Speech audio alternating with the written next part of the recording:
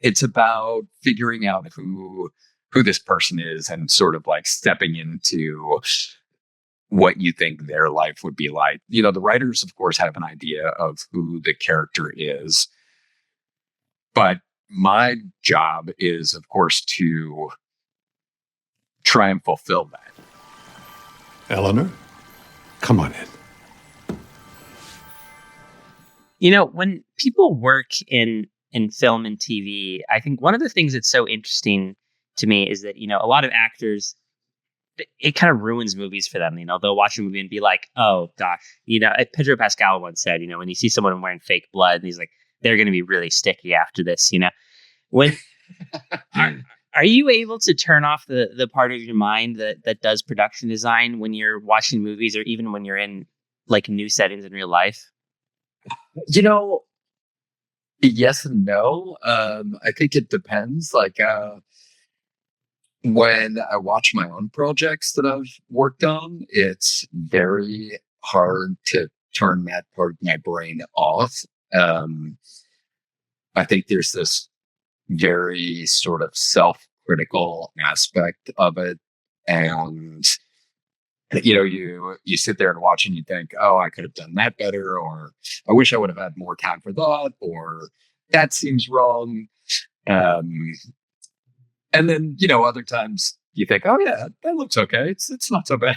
I think in terms of watching other people's projects, it's a lot easier to turn that part of my brain off. I'm always still analyzing, what choices people have made, because I would say 98% of the time, there's no wrong choices. Everything in film and TV is just a choice. There are some times where, like a period piece, you'll notice something that is really out of place and out of context. And then I'm like, okay, well, you kind of missed that one, and that takes me out immediately. But I would say for, 98% of the time, I can sort of turn off my brain while watching other people's projects. In terms of the real world, oh God, I don't think that part of my brain ever goes off. I'm constantly sort of looking for new ideas and how things are made, and how I can incorporate, different aspects of the real world into the made up world that I sort of live in when I'm working. I think what's the phrasing I'm looking for? I feel like if I was in your shoes, if I were in your shoes, when I would walk into like someone's home or something, I would just get like the Sherlock thing of like picking out all the different like personality traits about them just based on the way that they design things or lay things out or decorate or whatever. Do you get that at all? Like when you enter a new person's home, like just the flood of knowledge coming in? Absolutely.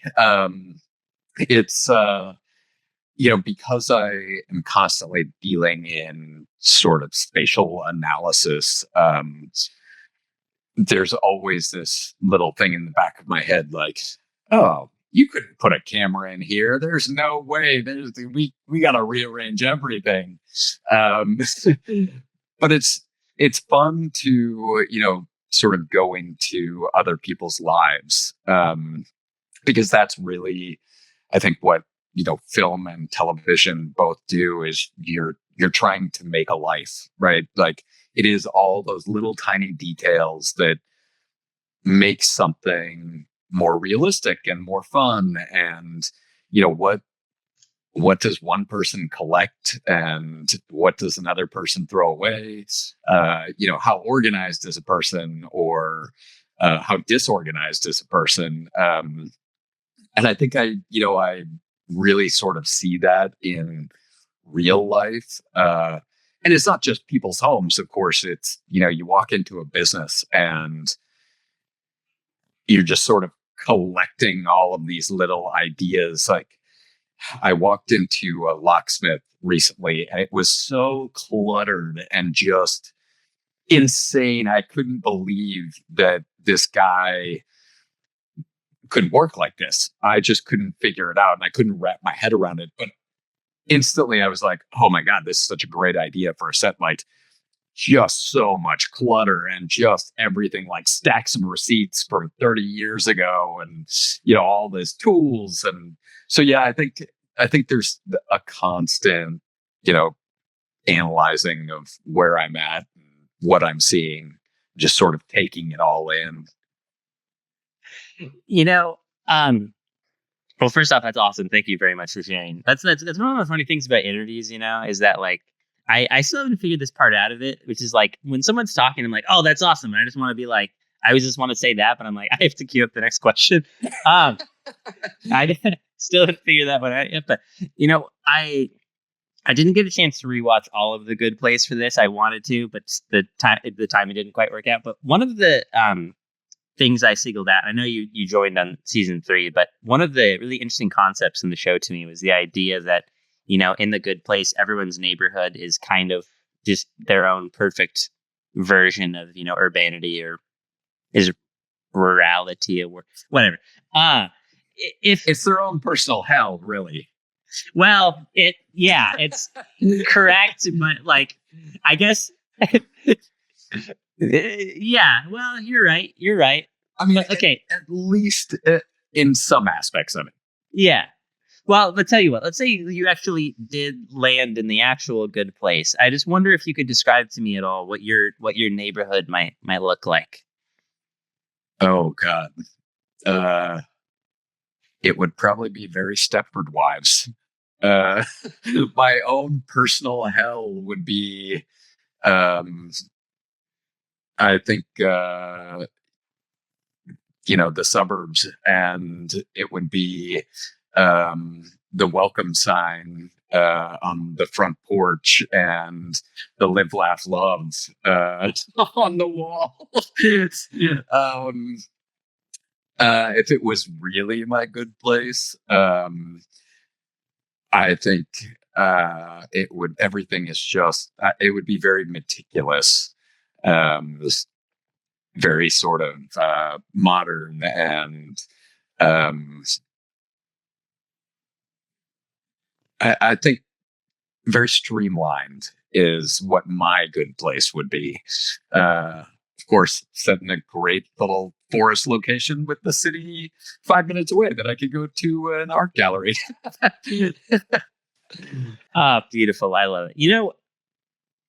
One of the things I was thinking about when I was researching this, I heard you talk about the carpet in April and Andy's home, and that it was some, I don't remember the exact era, but some like crummy old Yes, and the 70s, 80s. Yeah. something I was thinking about is, I mean, and it sounds silly, but why do bad design trends happen? If it's something that you look at it and you're like, oh, this sucks, why did it become a thing at some point? I think innovation is really a big part of design in general, whether that's industrial design or architecture or clothing design. I mean, uh, when you sort of look back at different aspects of design, it was new and innovative at the time and seemed different, which makes it cool. Um, of course, hindsight is 2020, right? I mean, you can always look back on things and go, "Oh God, that was terrible. It's so gross." But at the time, it seemed like, "Oh, such a brilliant idea!" Like the sculpted carpet, like you're talking about for Andy and April. It was it was fairly inexpensive. It was kind of like a middle of the road kind of thing that everybody could afford, and it was something different. It, had a little bit of texture, and it wasn't just one solid color of carpet. And I think, of course, at the time, people are sort of looking for what's new and what's different, and what's cool. And when you look back on it, you go, oh, yeah, I don't know if maybe that was the right choice, but it was a choice, certainly. Um, I don't think bad design really happens. Everything is for a reason. I think the reason bad design comes about is because things get copied over and over and over, and it's no longer distilled into the perfect piece of furniture or the perfect piece of architecture. It's how cheap can we make it? How fast can we make it? How much money can we make off of it?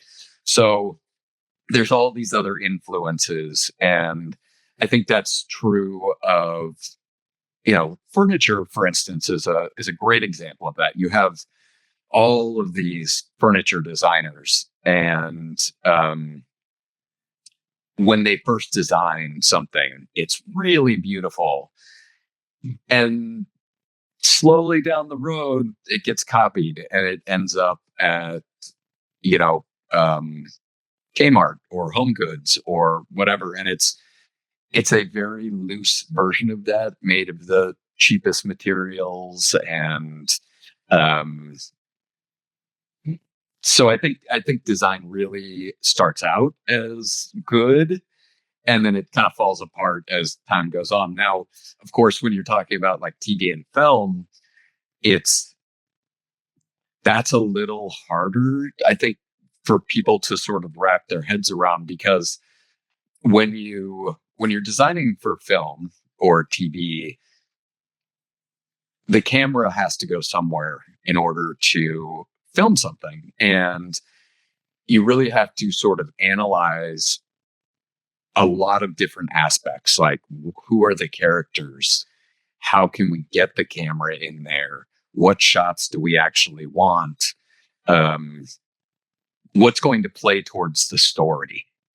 And if you going back to sort of the like period aspect of shows, if there's a satellite dish in a movie that's supposed to take place in the 1930s, that's bad design, because somebody forgot to take out the satellite dish. And that's the whole goal, is to put the viewer in the 1930s and make them feel like they're a part of that scene and that space. You've mentioned a couple of times the idea of being jarred out of a period piece a little bit. I is there a time period you would most like to work within that the opportunity has not arisen yet that you'd be most excited to do?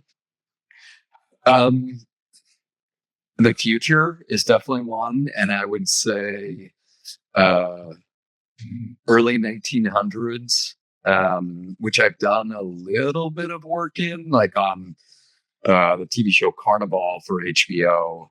That took place during the Depression, and that era really, I think, sort of fascinates me.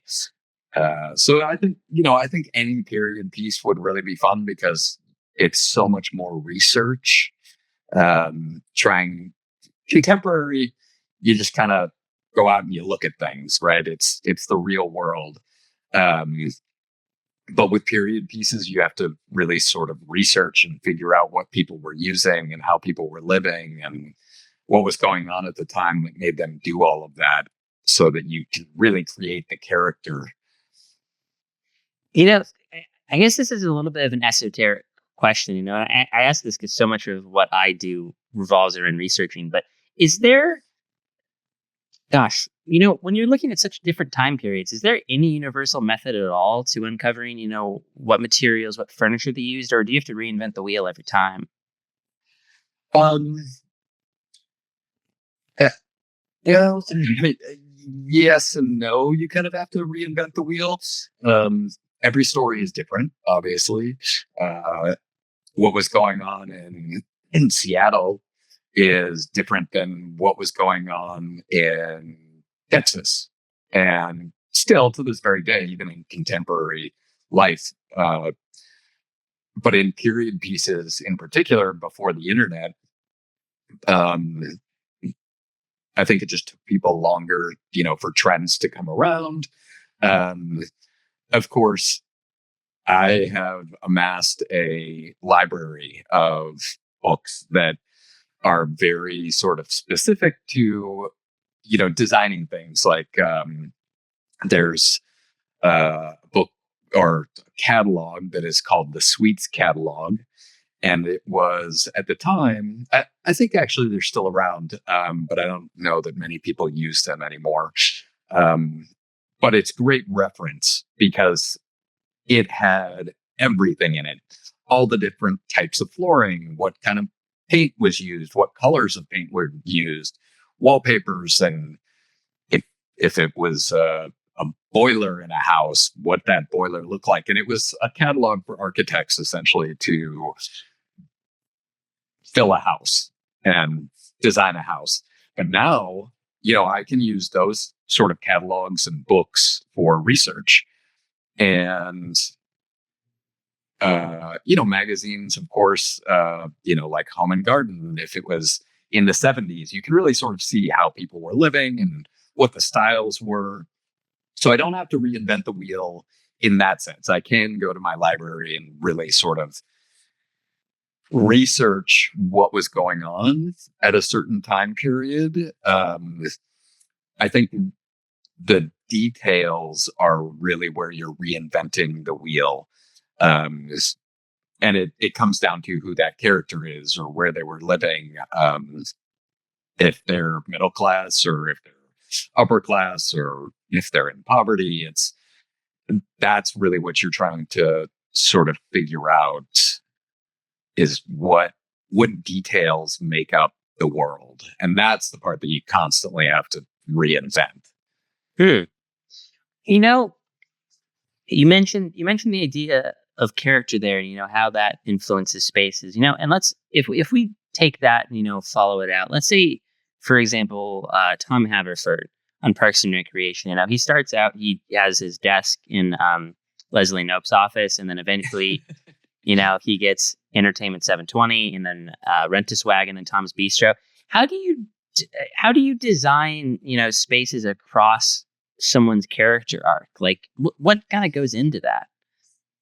Um, I would say, first, of course, it's sort of reading the script and reading into who the character is. And at the beginning, we didn't really know who Tom was. I mean, we knew who he was, but he just worked in the parks department and he always wanted to be the coolest guy. So I think that was sort of the basis for him. He didn't want to do any work. Let's be perfectly honest. That was a guy that was just showing up for the paycheck. It was all about like, oh, I've got this great idea. I'm gonna break out. I'm gonna be away from the parks department. And he eventually does. But I think, in terms of overall arc, it's talking with Mike Schur, the creator, about who Tom is and where he exists. And, I think we had talked about Tom always came up with very ridiculous ideas. And we tried to show that in every aspect, whether that was the design of Entertainment 720, like in terms of the logo, it was just like this amalgamation of all these stupid things. But he thought it was the coolest thing ever. And when you look at the logo, you're like, this is a really dumb, bad logo, but it fit his character. It was, it had the whole planet in there, and then there was the 720, which really read as 720. It was just bad logo design. Like that is not. I would not go to that company and be like, I'm buying their stuff.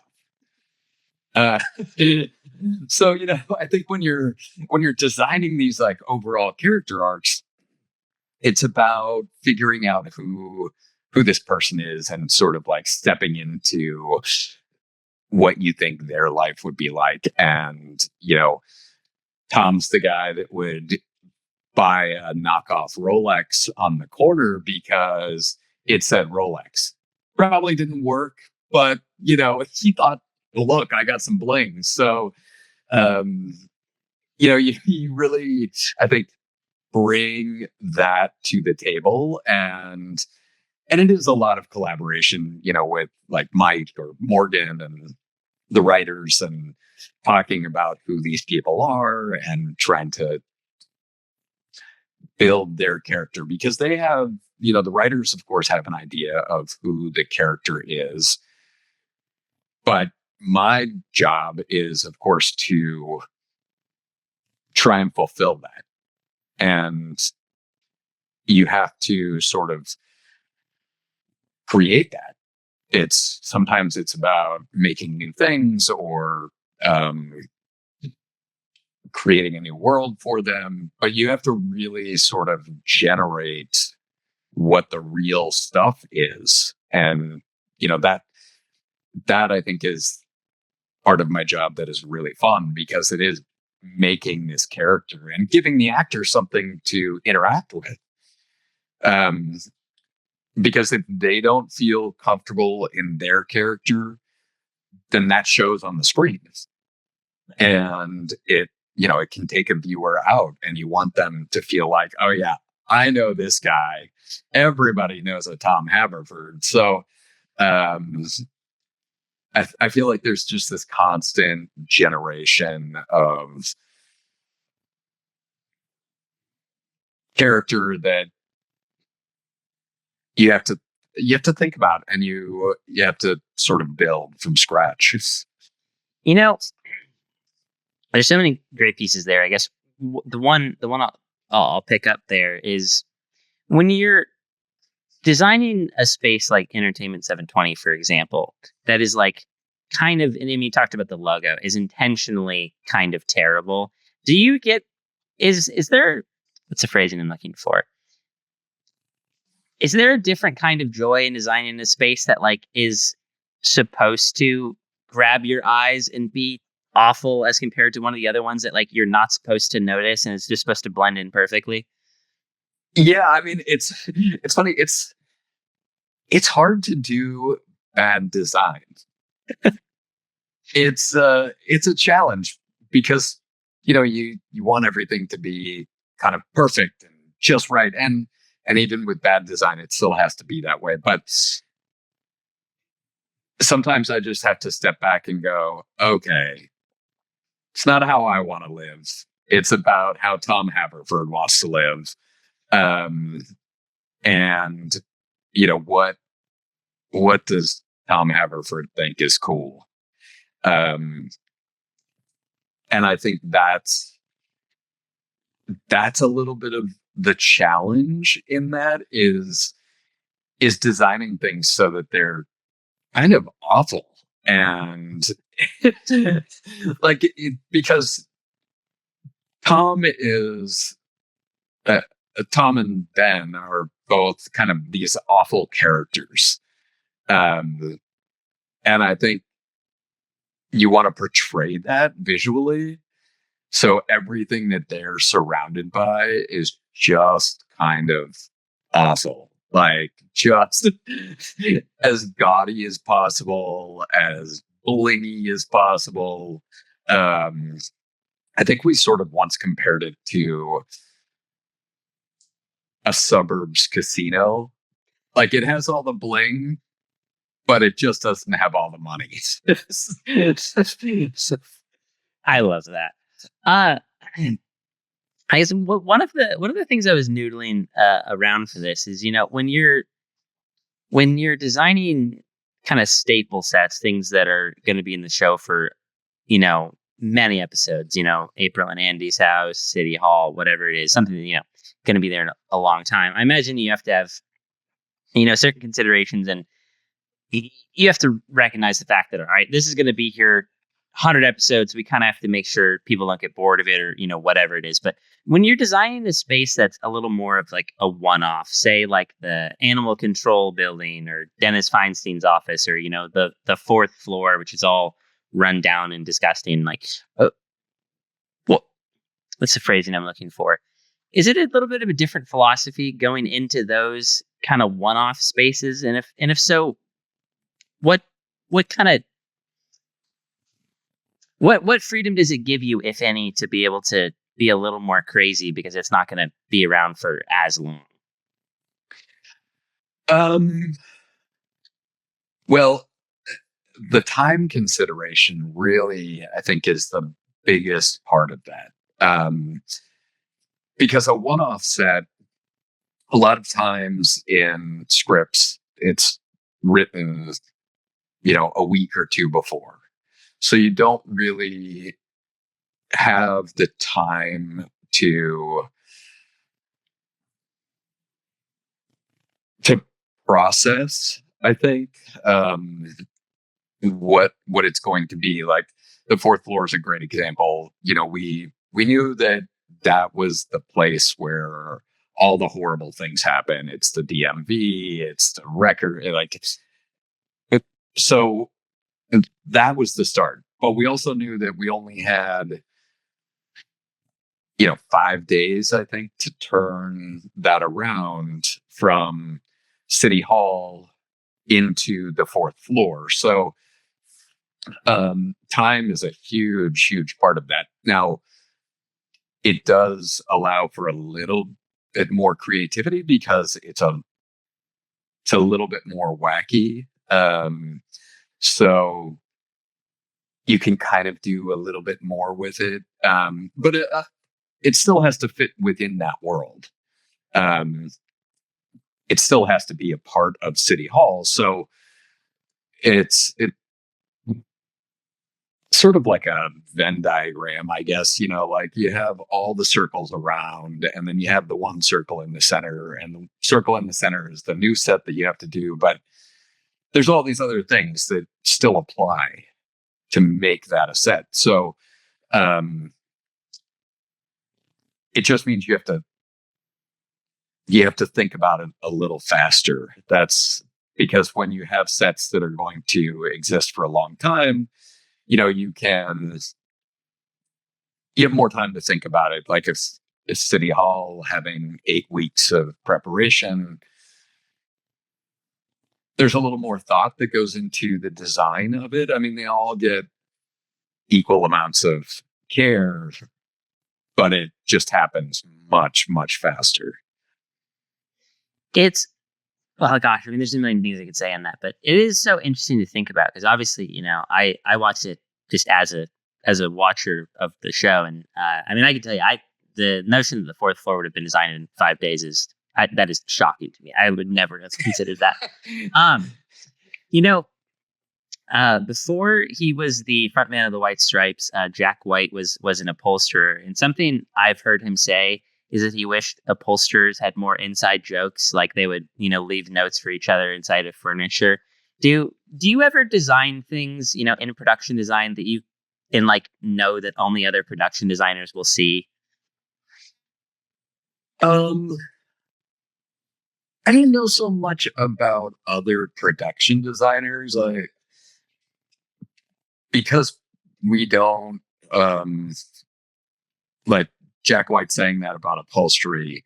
Um, I think production designers notice things, probably more so than the general viewing public. As I would say it's more for the crew that I'm working with, like the set decorator, the property person. There's, I think, little things that we throw in there that we think are just kind of fun. And sometimes they even become a thing. Um, like Leslie Nope. Um, she, we started putting owls in there. And I think by the end of the show, there were probably like 50 to 75 owls that Leslie Nope had collected. Most people aren't going to notice that, but we kind of had fun. Like, oh, where can we hide an owl in the set for Leslie Nope? So I think there's little things like that we do that most people, unless you really watch it or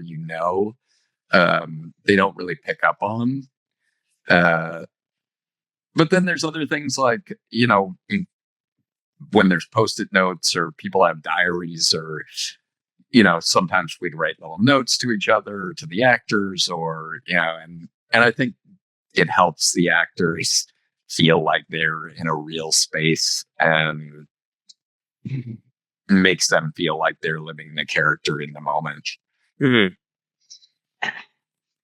Gosh, again, so many great pieces to touch on there. Tell you what, I'll bounce to this one. One of the I think things I've always been fascinated by is like concert production and the sets they make for that kind of thing, and all that sort of jazz. If that opportunity came your way to design a concert stage for like Nine Inch Nails or Slipknot or something, I'm just naming some these bands that have like big production. Is that something you'd ever want to do? Oh, I think that's a totally different style of design. Do I think it would be really fun? Yes, think uh, I think I'd like to practice on some much smaller bands. it's um, it's, That's fair. you know, That's I fair. I think I think like anything, to be good or to be great at something, you have to practice at it, and you have to just learn about it. Nobody starts out being great at something. Maybe Picasso, and that's only because his dad told him, like at 7 years old, he was a great painter. Uh, but for the most part, I think, yeah, sure, it would be fun to do, but I also think it's something that you have to really learn about, because there's all different. It's a whole different set of tools, right? There's the lighting and the stage management and where performers are going to be at, the screens, and the pyrotechnics, and it's just a whole different world. It would be fun, certainly, but I think I'd need a lot more time to learn. Well, yeah, that's pretty fair. That is a good humble mindset to have, certainly. Um, you mentioned the owls, which I had not picked up on. I that's something I'm gonna look for in my next rewatch. Um, but I think as Parks and Rec went on, I feel like it became more cartoony, more genre, whatever term you want. It became more of itself. More of it leaned into the um what was comedic about it more and more. I'm curious, when you're working on that show, I think yeah, season 2 to season 7, I believe. Did did you kind of feel the philosophy of the show change as it went on and how it influenced your work? I imagine, when you started, for example, you wouldn't have pictured getting 75 owls into a set. Correct. Yes. um, yeah, it's funny. I think right from the very beginning, the show was compared to The Office. And of course, Mike had come from The Office and Greg had come from The Office. So it was natural to think like, oh yeah, this is just going to be another workplace comedy, and it's the same thing as The Office. And I think it grew into uh, a show that, yeah, it was funny, but I think it was also a very sort of caring show. The Office tended to be a little more bitter in its humor, and um, I think with Parks, it really sort of turned into a family.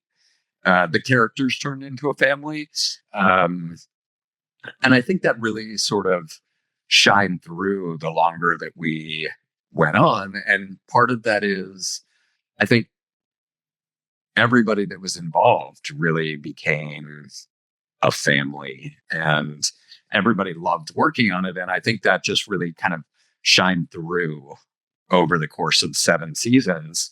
Um,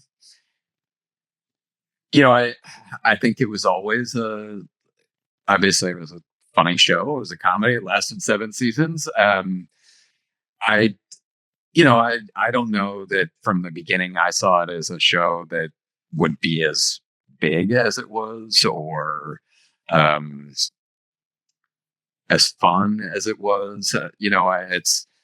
It's work first and foremost, but it's great to be on shows like that because I think everybody wants to make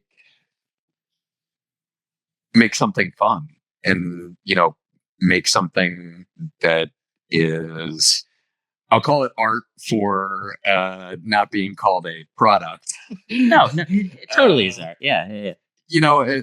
I think everybody, and it's such a collaborative process, and it's fun, and everybody wants to be there, and people don't mind staying a little later because you want to do something good, and you like being around the people that you're with, and that was certainly one of those shows, and I think it really kind of shined through.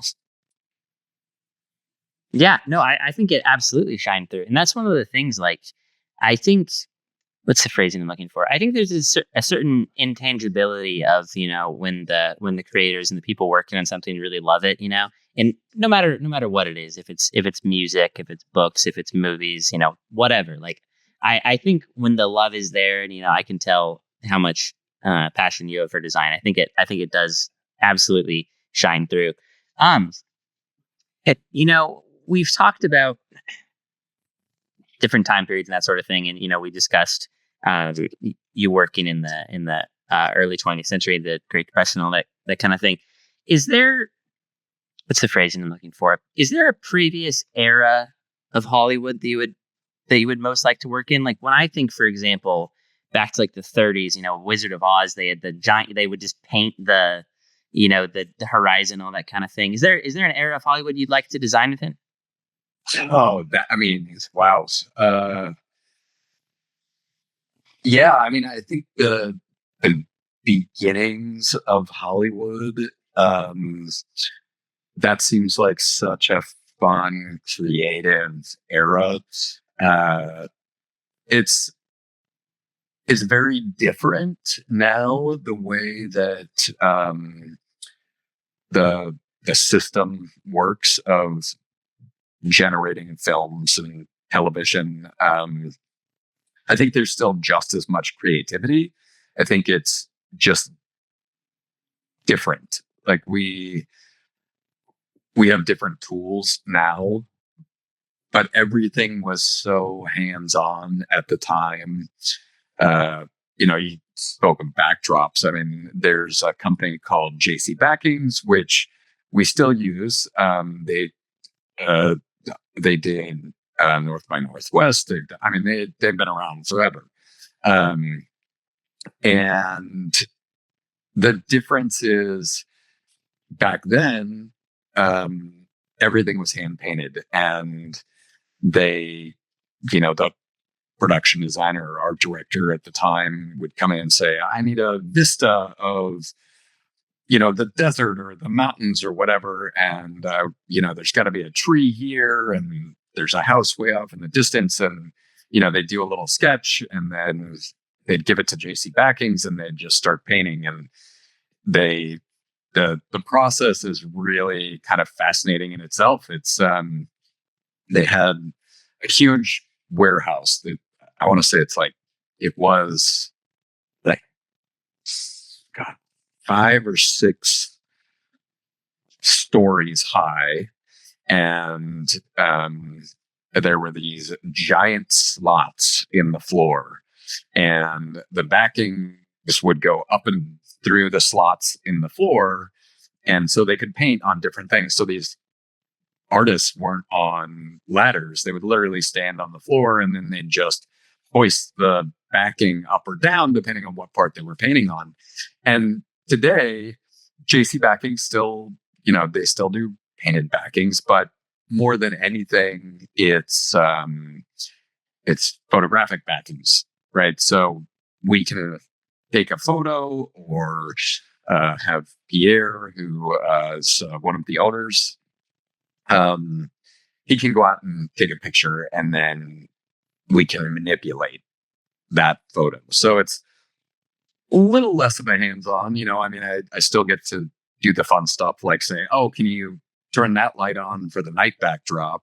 And can you turn that one off? And so it's different, but I think it'd be super fun to really have that hands-on aspect of it because it was new. It was a whole new medium. Everything had to be made and created.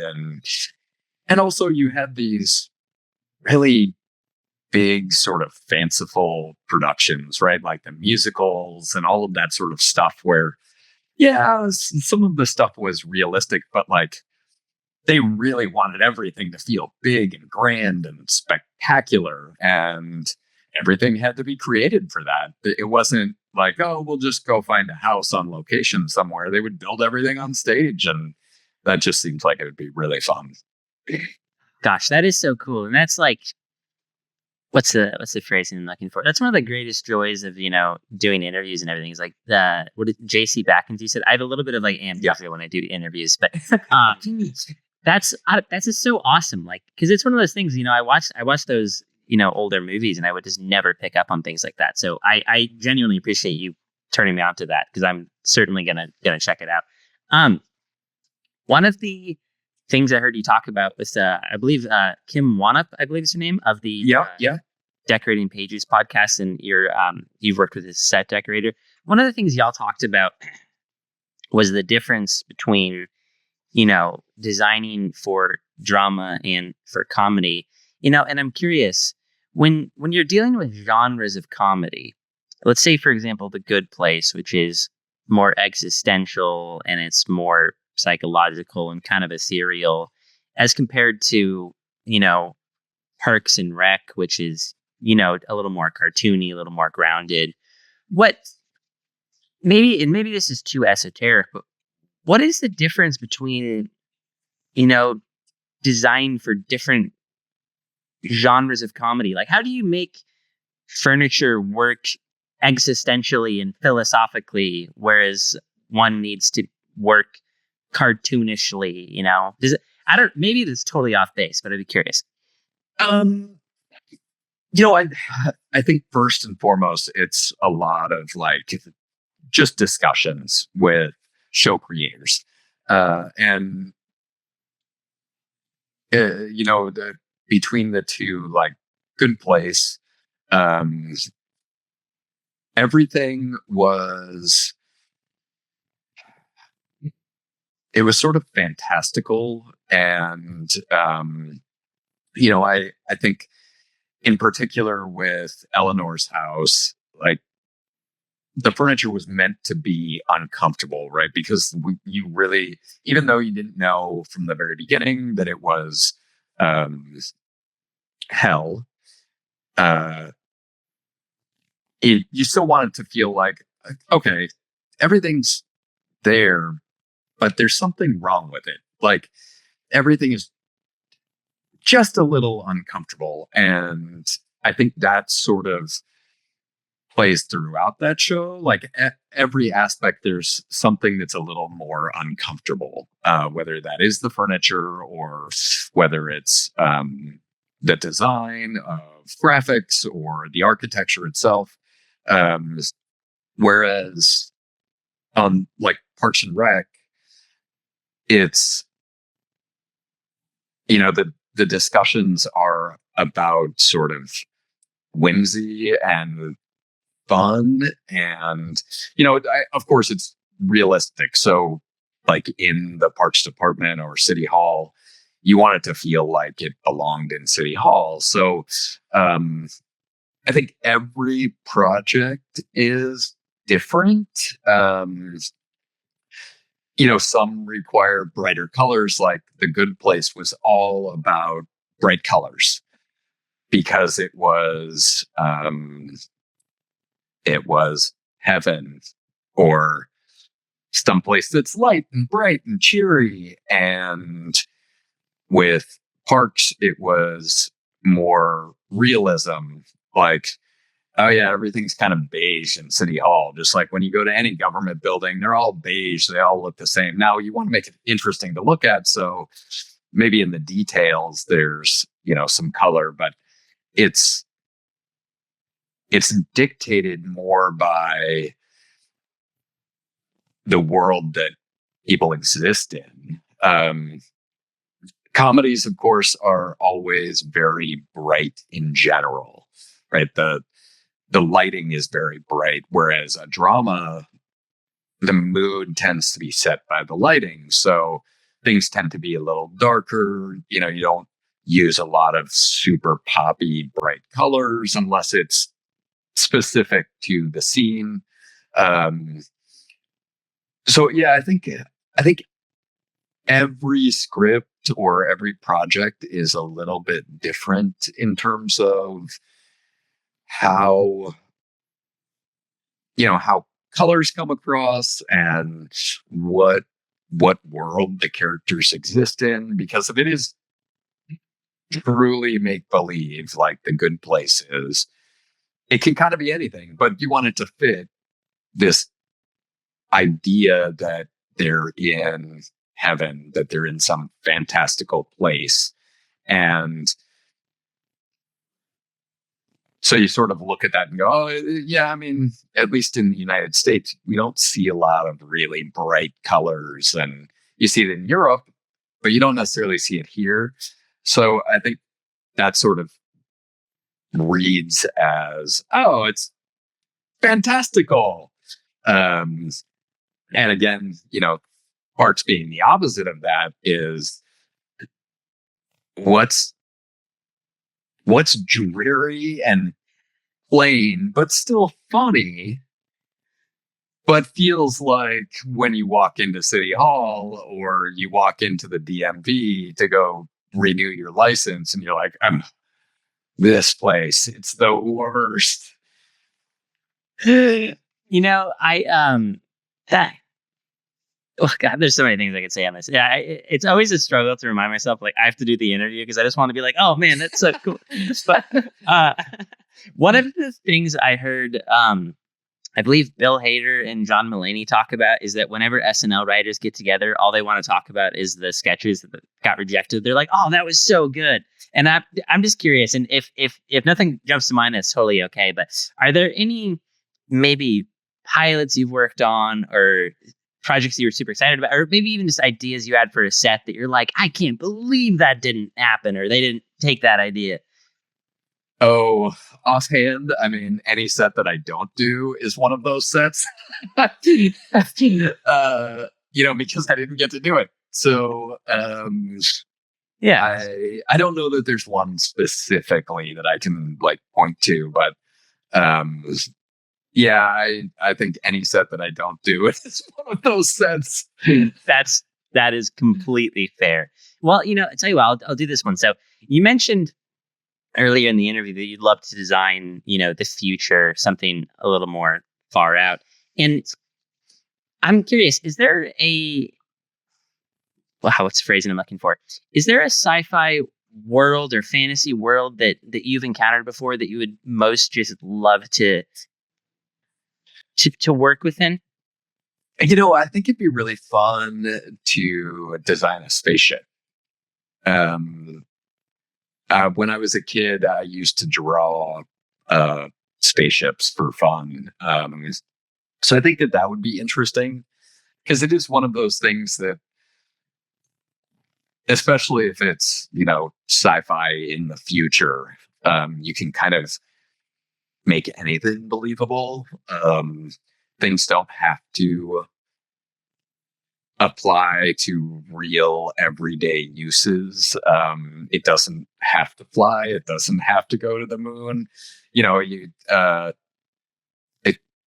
Like good reference for that is like, oh, I'm going to look at the space shuttle. I'm going to look at the International Space Station and see what they use. And yeah, certainly like that's all good reference. But at the same time, mine doesn't have to work. So mine is on stage somewhere, which I think would be really, really fun to sort of design and build because you can just come up with kind of crazy ideas of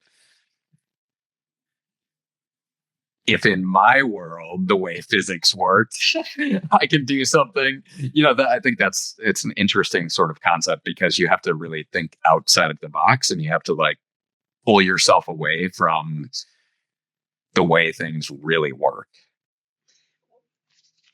What's the phrasing I'm looking for? I guess, well, you've mentioned that a lot of how you do the design is, of course, dependent on the script and collaboration. So maybe this is tricky to ask, but if we were to follow out the idea of doing a spaceship, I'm wondering what would come to mind. Would you want like a mega ship that doubles as like a city? Would you want like a bounty hunter ship where it's like 2 seats in there and it's all rugged? What jumps to mind for you? Um, I a few years. I mean, it's been more than a few years ago. Probably 10 years ago, 15 years ago. I decided I'd start to draw spaceships again, and I sort of came up with this idea that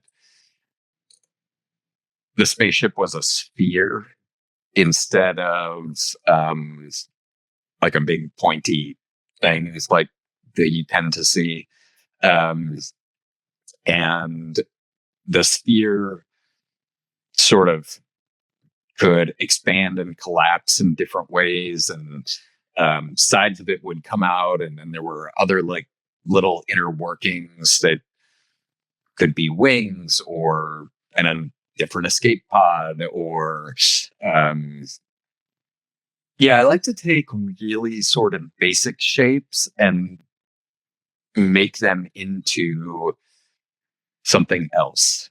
You see it in one way. And I feel like a lot of times, like when I watch sci-fi movies and there are spaceships in there, like the ship exists just as the ship. And anytime that there's some sort of mechanical movement, it's for um like it's an arm that has to go out and grab the other thing, or it's the bay doors that open. But I'm sort of interested in the ship actually transforming itself, uh, whether that's just for like flight or, whatever it is. Just, I think that's kind of a fun idea. Well, hey, tell you what, I'm gonna get my contacts in Hollywood on it, and we're gonna get to Perfect. Call my agent. Something I've been thinking about lately. I just read a book called The Captain Class, which talked about the captains of different elite sports teams, and I think there's so many different examples and archetypes of leaders in Hollywood, whether it be showrunners or directors. Of course, there's often the examples of the tyrannical directors and whatever it may be. I'm not asking you to comment on that, but have you noticed any common traits between effective showrunners, directors? Like, what is it that makes someone great to collaborate with for you? Well, you kind of hit it right on the head with just one word: collaborate. It's nobody can do this job by themselves. Nobody can create the work by themselves. Unless you take Ben from Parks and Rec and, you do a stop motion. It's, I think, I think the biggest thing is people that like to collaborate and people that are interested in collaboration that want to make the best piece that we can all make together. And, I think, take everybody's opinion with a grain of salt and everybody's ideas and go, oh, yeah, well, that'll work. But what if we think about it this way? And, there's that back and forth. And I think the collaboration in general is a big part of it. And I think that kindness just goes a long way. These are people that, you spend 12 hours, 16 hours a day with. And sure, everybody has their ups and downs and highs and lows. But, I think kindness in general goes a long way. And those are people that you want to be around and you want to feel like you're a part of the family. Um, And I think that makes a good showrunner. And just department heads in general. Like, we all have our own little world that we control. And, mine is the art department, and the showrunners is the whole entire show, and the directors is the actors. And, we have to sort of bring our own little pieces to the puzzle and then put it together. And I think to really make it work, it's about collaboration and kindness and um, people just wanting to make a great piece of art. That's like, yeah, I'm like lost in thought, because it's a genuinely very profound thing. But for the interest of continuing my job, the you always hear people talk. Well, let me rephrase that. You hear like, this is a tough concept to introduce, I'm realizing. When we think about like awards in Hollywood, for example, I think oftentimes most people jump to, best picture, best actor, whatever. And then that has, its own kind of connotation or public consciousness. But as, someone whose work is a little bit more behind the scenes, you've been nominated for, Art Directors Guild Awards. What do nominations mean for you as someone who isn't, the number one name on the call sheet? Yeah. Does that question make sense? Yeah. I the only award that I've won was as an art director for A Single Man, when I was working with Dan Bishop, and just a nomination in general, I think, is, it's peer recognition. Whether you're number one on the call sheet or whether, you're the production designer, I think it's more about peer recognition, and it makes you feel like, oh, I've done something right. This is okay. I must be doing something. Something that people recognize for whatever reason. I think that's really what the nominations mean is, yeah, I feel like I did a good job. Because, on shows, a lot of times I think you're moving very fast and, sure, people say great job and thank you. But you're busy, it doesn't have time to set in. And, 6 months, a year later, you get a nomination and it's like, oh yeah, all that hard work really did pay off. Somebody did recognize it. So I think that's really what it's about. I'm going to think about that a lot. I think that's I think that's awesome. Because I guess, I don't know, I have a similar thing of like, what's the phrasing I'm looking for? When I like release interviews or whatever, it's not like I can see the people who are watching it and like how they react to it. So yeah, I don't know. I'm going to have to think about that a lot. I don't have a great response at the moment. Tell you what, I only have a couple more for you, and then we'll get you out of here in good time. Sure. We talked about how you would design, spaceships and these different things. And I wrote down a few examples. I'll probably just do one, but I'm a big like talk show fan. Johnny Carson is like one of my heroes for sure. If you were going to set about designing a talk show set, do any ideas jump to mind for you? And if not, that's completely okay. Oh, talk shows. I mean, like I've heard few sets of like, funny talk shows, like within shows. Oh my God, I hadn't even thought of that. Yeah, you have. Yeah, I mean, we did some on parks. We did like, the Johnny Karate show, and we did the Ron Swanson woodworking one, and we did Pawnee Today. There was a show called Sunnyside that we did like a morning news station. So, yeah, I mean, in terms of like nighttime talk shows, I think it just be fun to design one of those shows, like for real, like as a show and not a show within a show. Um, but I think it's got to be, interesting to look at and contemporary. Yeah, I think it'd be fun to do, but yeah, I would say it would need to be interesting to look at, and it would have to be something that's contemporary and that people want to watch. Well, tell you what, what's the phrase I'm looking for? When Stephen Colbert, at one point he applied to be on Conan O'Brien's show. This before Stephen Colbert was, Stephen Colbert. And one of the things in his writing packet was he had an idea that the backdrop of Conan's show should be corn that, like, over the course of the show will get taller, like will grow. What do you think? Yay or nay on that one? I think that's pretty funny. I think Absolutely. I think anytime that you can do something that is subtle to the audience is great, because some people will pick up on it, and then some people will be like, "Oh, that's weird." The corn, like over the past that's like it's above his head now, and all of a sudden it just clicks like that. I think that's great.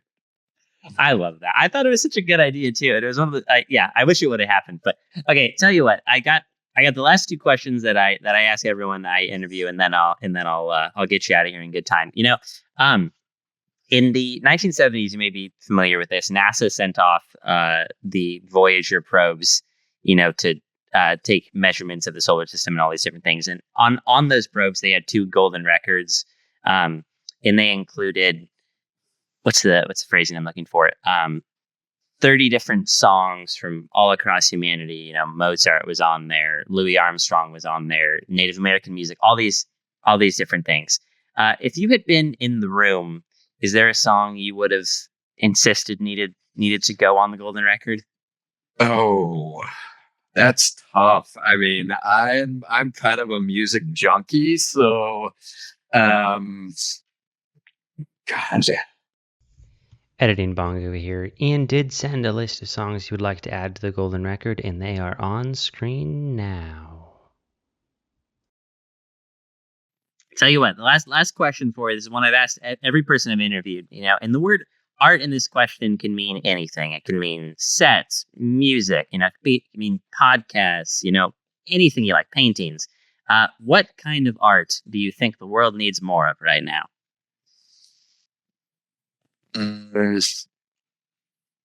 What kind of art?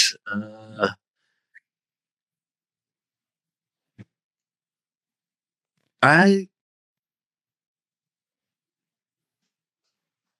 uh, I would say paintings, um, but I would add on to that. I think people just need to make more art. I think people need to go and see more art, whatever kind of art it is, paintings, books, podcasts, whatever. I think, as a global community, art is one of those things like music that brings people together. You don't have to speak the same language to dance to a song. You don't have to live in a place where a landscape was painted to appreciate its beauty. I think art is just in general something that brings us together.